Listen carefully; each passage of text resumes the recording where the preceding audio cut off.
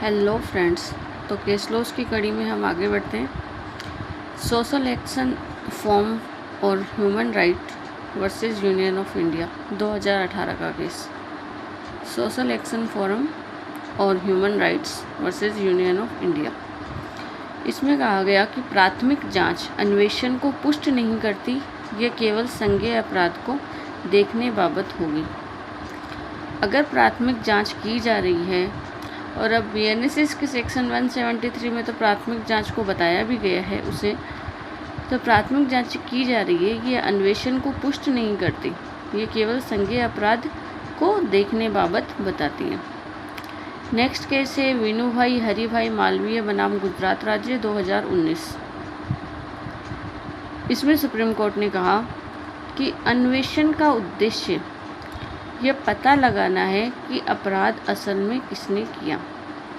अन्वेषण का उद्देश्य क्या है? ये पता लगाना कि अपराध असल में किसने किया है।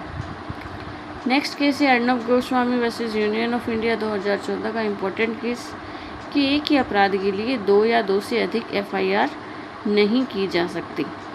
अर्णब गोस्वामी के संबंध में पूरे इंडिया में हर जगह एफआईआर लॉन्च की गई थी। तब सुप्रीम कोर्ट ने यह निर्णय दिया था कि एक ही आदमी के लिए, एक ही अपराध के लिए 2 एफआईआर नहीं हो सकती, एक ही एफआईआर होनी चाहिए। नेक्स्ट केस है एच.एन. राजपूत बनाम दिल्ली राज्य। इसमें अन्वेषण के अंतर्गत क्या कार्य आएंगे उनको सुप्रीम कोर्ट ने बताया है। उच्चतम न्यायालय ने उन कार्यों को बताया है जो कि अन्वेषण के दौरान किए जाएंगे, अन्वेषण की कैटेगरी में आएंगे। एच.एन. राजपूत बनाम दिल्ली राज्य। इसमें कहा अन्वेषण के दौरान पुलिस अधिकारी क्या क्या करेगा? घटना स्थल पर जाना, पुलिस अधिकारी का घटना से परिचित लोगों का ब्यौरा लेना। तीसरा है परिस्थिति जानने, साक्ष्य का पता लगाना।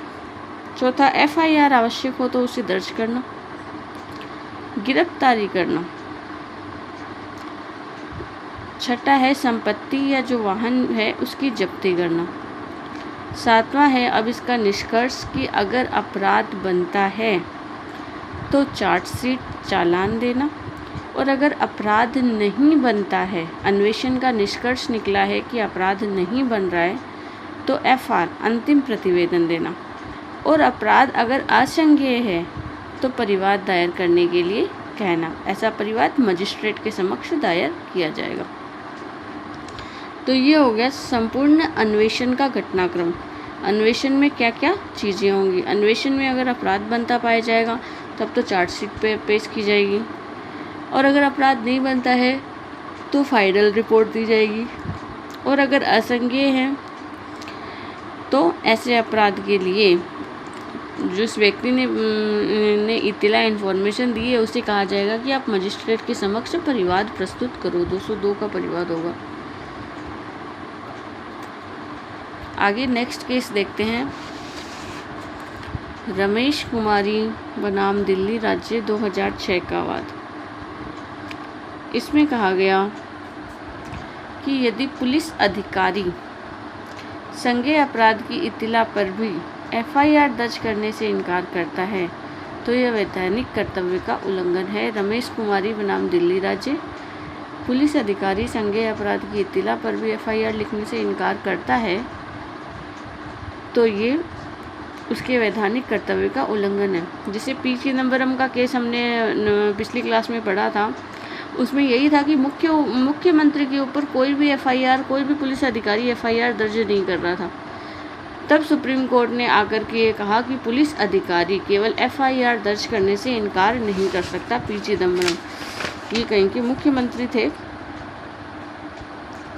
आई थिंक, हाँ वो पी चिदम्बरम का ही केस था। नेक्स्ट केस है सिकरी बसु बनाम उत्तर प्रदेश राज्य। Very very very important case laws. इसमें वो सारे चैनल समझाए गए हैं जिसमें कि अगर एफआईआर दर्ज पुलिस अधिकारी के द्वारा नहीं की जाती है तो एक आम नागरिक को कौन कौन से अधिकार प्राप्त हैं, वो सभी इस केस में बहुत अच्छे से डिफाइन किए हुए हैं, बहुत अच्छे से बताए हुए हैं। तो सबसे पहले यदि कोई व्यक्ति यदि कोई पुलिस अधिकारी 154(1) में इनकार करता है, ठीक है, CRPC की 154(1) में FIR लिखने से इनकार करता है, तो व्यथित व्यक्ति कहाँ जाएगा? 154(3) में पुलिस अधीक्षक के पास जाएगा, उसको लिखित में भेजेगा, ठीक है। और अगर पुलिस अधीक्षक भी मामले की जांच नहीं करता या पुलिस अधीक्षक भी इनकार कर देता है, तो ऐसा व्यक्ति 156(3) में मजिस्ट्रेट के पास जाएगा और मजिस्ट्रेट के द्वारा अन्वेषण का आदेश दिया जाएगा 156(3) में। अब अगर 156(3) में मजिस्ट्रेट ने आदेश नहीं दिया और मजिस्ट्रेट ने भी इनकार कर दिया, तो व्यथित व्यक्ति क्या करेगा? तो व्यथित व्यक्ति के पास ये अधिकार है कि वह धारा 200 में मजिस्ट्रेट के समक्ष परिवाद दायर करे। परिवाद कहाँ? धारा 200 में मजिस्ट्रेट के समक्ष परिवाद दायर किया जाएगा। और अगर परिवाद भी 203 में खारिज हो जाता है, ठीक है, तो ऐसा व्यक्ति 397 CRPC में पुनरीक्षण का आवेदन कर सकता है। 203 में अगर ऐसा परिवाद खारिज हो गया तो 397 में पुनरीक्षण का आवेदन किया जाएगा। और यदि 397 का भी आवेदन खारिज हो गया तो सेक्शन 482 में उच्च न्यायालय की अंतर्निहित शक्तियों के तहत आवेदन किया जाएगा। उच्च न्यायालय अपनी अंतर्निहित शक्तियों के तहत पुनरीक्षण को मंगा सकता है, ठीक है। और अगर वहाँ पे भी हाईकोर्ट ने भी ऐसा करने से इनकार कर दिया है, तो व्यथित व्यक्ति, हाईकोर्ट ने भी अगर उसे खारिज कर दिया है, इनकार कर दिया है, तो व्यथित व्यक्ति के पास अधिकार है SLP का। इंडियन कॉन्स्टिट्यूशन के आर्टिकल 136 में SLP याचिका दाखिल होगी। इस तरीके से संपूर्ण इन्वेस्टिगेशन को सारे चैनल्स समझाए गए हैं। तो कैसे? सबसे पहले 154(1) में अन्वेषण की इत्तला देकर FIR दर्ज करवाना, नहीं किया तो 154 के क्लॉज 3 में जाएगा पुलिस अधीक्षक के पास।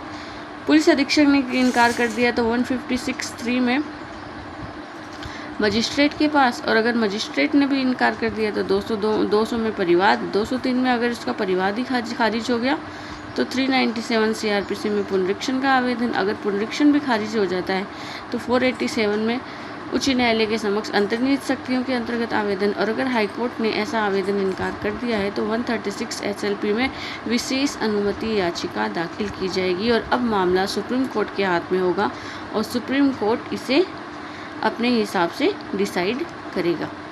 तो ये सारे चैनल सुप्रीम कोर्ट ने सिकरी बसु बनाम उत्तर प्रदेश राज्य में बताए थे।